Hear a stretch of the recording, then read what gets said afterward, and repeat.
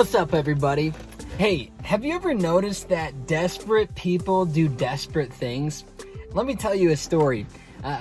About 10 years ago, maybe even longer, I was at church camp during the summer, and there was this girl that I had kind of had a crush on during the week, and I really wanted to impress her, and I was starting to get desperate. I really wanted her to notice me and to like me.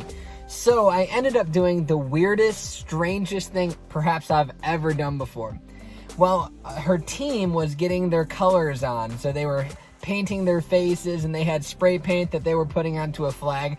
So I thought it was a good idea to one-up all these guys who were putting face paint on. I decided, no, get me that can of spray paint and I'm gonna spray paint my body orange. So I grab the can, I spray paint my legs, then I start to think to myself, this probably isn't gonna turn out so well.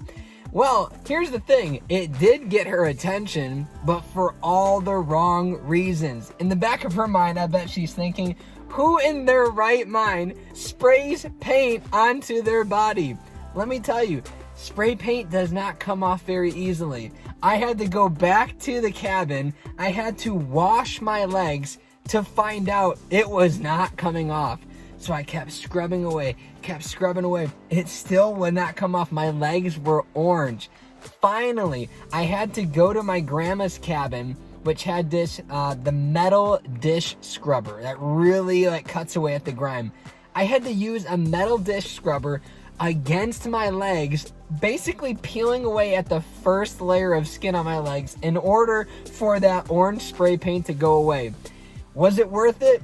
Absolutely not. But I tell you that to say, desperate people do desperate things. When you're not in your right mind, you're not thinking straight. You're not thinking clearly, and so you jump to conclusions or you end up saying or doing things that you probably would really regret later on.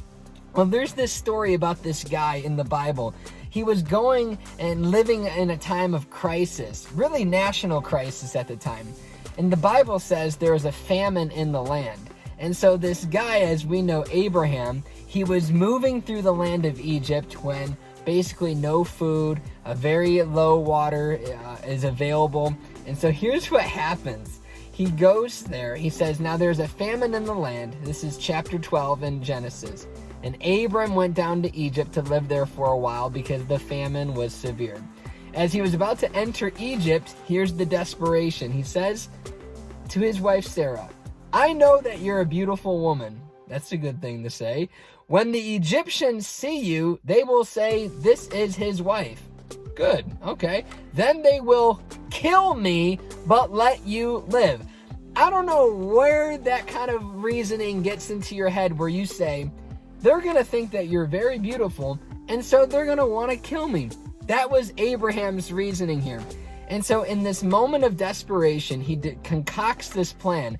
So he tells his wife, tell them that you're actually the sister of mine, so that they won't know that we're actually married. And so she does that. And the Egyptians find her very beautiful, and so does Pharaoh.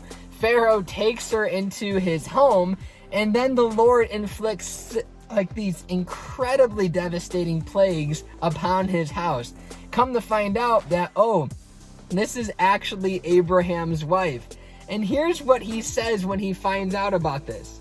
He says, what have you done to me? Why didn't you just tell me that she was your wife? Think about that. At first, Abraham thought that this was a great idea.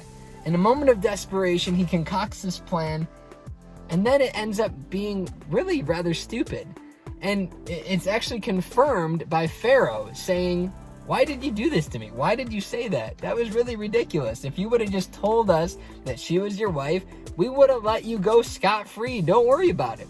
The end result of the story, Abraham is dismissed from Egypt, and he has to leave the land in a rather embarrassing way. He jumped to conclusions, and he didn't trust God that God would take him to the land that he would show him. That was the promise earlier in the chapter, just a few verses prior to this story. And yet he thought he could trust his own ways, trust in his own devices to get him from point A to point B. All I'm saying is, desperate people do desperate things. And so for you and I, in a moment where there's a lot of people in a desperate place, don't allow some thoughts, don't allow some actions to get attributed to you based upon your lack of faith and trust in a time where many people are panicking. You got to remember, you got to trust God in all your ways and lean not on your own understanding, but in all your ways acknowledge Him, and He will make your paths straight. Obviously, for Abraham, he trusted in his own ways, and he leaned into his own understanding, and it ended up getting him a rather silly story. You don't want that ending, do you? I know I don't. I want to be a man of faith.